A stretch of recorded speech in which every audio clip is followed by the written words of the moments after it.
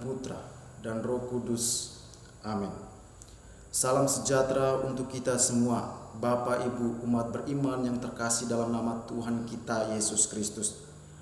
Pada hari ini kita akan mendengarkan firman Tuhan bahwa Yesus menawarkan dirinya sebagai daging, sebagai darah yang harus kita santap demi kehidupan yang kekal.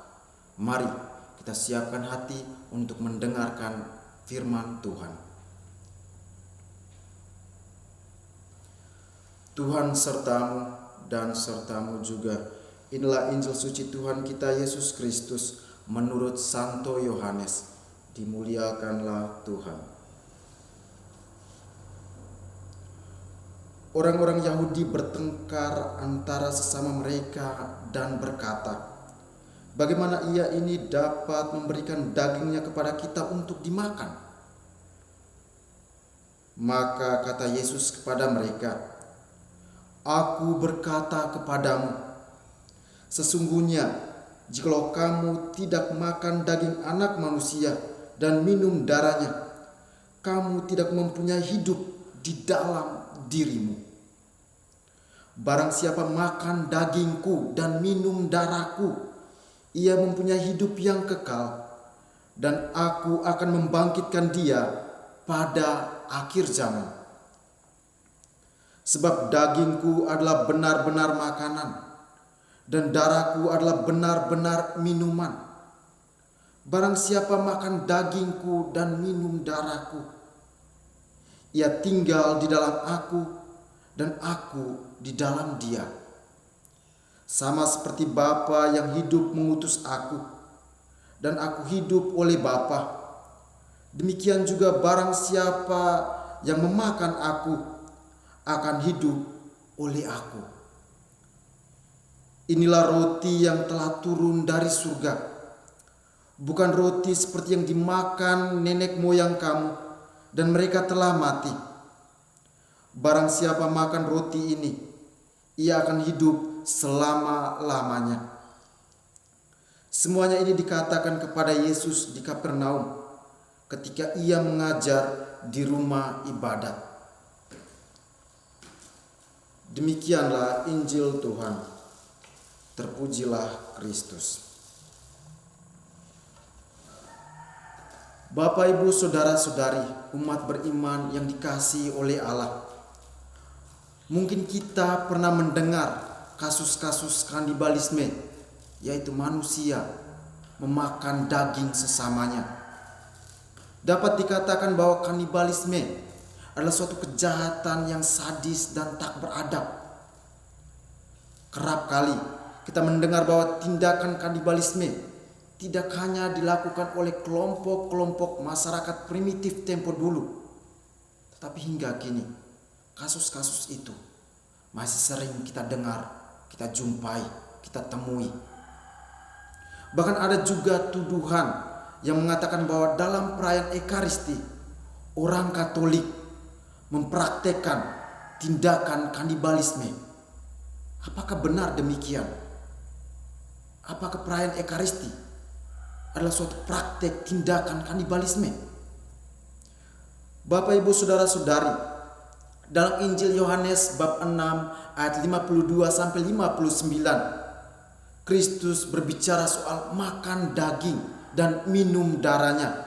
Dan ini adalah suatu deklarasi Ekaristi bagi kita yang dituduh oleh pihak lain sebagai praktek kanibalisme itu.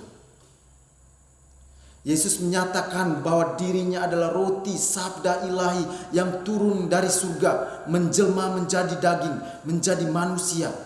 Dan barang siapa makan dagingku dan minum darahku, ia mempunyai hidup yang kekal. Mendengar perkataan itu, maka timbullah pertengkaran di antara orang-orang Yahudi. Bahkan pada ayat-ayat selanjutnya, para murid pun berkata, perkataan ini keras. Dan dikatakan mulai dari waktu itu banyak murid-muridnya mengundurkan diri dan tidak lagi mengikuti Yesus. Bapak, Ibu, saudara-saudari, pertanyaannya, mengapa orang-orang Yahudi dan murid-murid yang lain menolak ajaran Yesus.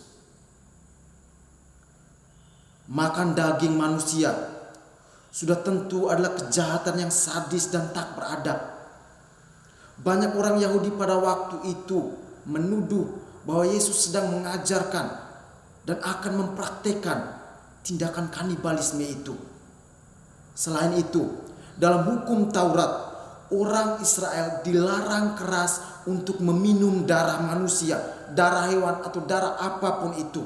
Sebagaimana yang dikatakan atau yang tertulis dan tercatat dengan baik dalam kitab Imamat bab 7 ayat 26 sampai dengan 27. Dikatakan di sana, janganlah kamu memakan darah apapun di segala tempat kediamanmu. Setiap orang yang memakan darah apapun, nyawa orang itu haruslah dilenyapkan dari antara bangsanya. Bapak, Ibu, Saudara-saudari, hal ini memang perlu dijernihkan. Ingatlah bahwa pada malam perjamuan terakhir, para murid menyantap daging dan darah Kristus. Tetapi daging dan darah itu disantap, dimakan secara sakramental dalam rupa roti dan anggur. Tragedi salib yang kejam dan mengerikan itu justru hadir secara agung dan meriah dalam perayaan Ekaristi, dalam perjamuan malam terakhir. Saudara-saudari, ini berarti perayaan Ekaristi bukanlah perayaan yang sadis dan kejam yang mempertontonkan adegan pembunuhan dan pemotongan daging manusia lalu dibagikan untuk disantap dan dimakan dengan amat mengerikan. Bapak, Ibu, Saudara-saudari, dalam alam pemikiran orang Yahudi, darah adalah sesuatu yang memiliki nyawa, memiliki hidup. Seperti darah Habel yang berteriak kepada Allah meskipun ia telah dibunuh oleh saudaranya. Maka orang Israel meyakini bahwa darah tidak boleh diminum karena darah itu hidup. Darah itu bernyawa seperti darah Habel tadi. Bapak, Ibu, Saudara-saudari, namun latar belakang pemikiran Yahudi inilah yang dipakai oleh Yesus untuk mengajarkan misteri Ekaristi. Ia menyatakan, barang siapa minum darahku, ia mempunyai hidup di dalam dirinya. Bapak, Ibu, Saudara-saudari, Yesus Kristus memberikan darahnya agar kita mendapat nyawa hidup, memperoleh jiwa ilahinya, roh ilahinya yang kita timba dalam roti sakramen Ekaristi. Namun sampai sekarang ini banyak orang yang menolak, tidak memahami, dan kemudian mengartikan secara menyimpang tentang ajaran Yesus makan daging, minum darah. Yesus Kristus sebenarnya ingin mewariskan kepada kita nyawa, daya ilahi, agar kita santap, agar kita terima itu di dalam tubuh jiwa kita. Dalam Injil Yohanes hari ini, Yesus Kristus menjelaskan makna Ekaristi dengan kata-kata yang keras yang mengguncang diri pribadi manusia. Ada banyak kebingungan yang terjadi untuk memahami misteri Ekaristi. Mengapa harus makan tubuh, makan daging? Mengapa harus minum darah? Bukankah hal-hal itu amat mengerikan? Tetapi Injil hari ini memberi pesan penting kepada kita. Kita dituntut untuk memahami Allah dengan cara yang tidak biasa. Beriman Ekaristi berarti menanggalkan segala konsep dan pengetahuan yang melecehkan misteri Ekaristi dalam roti dan anggur yang dipersembahkan dalam perjamuan kudus itu. Maka sebagai umat beriman, marilah kita mempertahankan iman Ekaristi itu.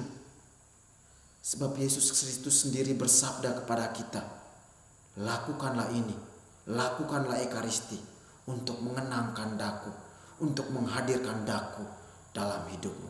Semoga demikian. Dalam nama Bapa dan Putra dan Roh Kudus. Amin.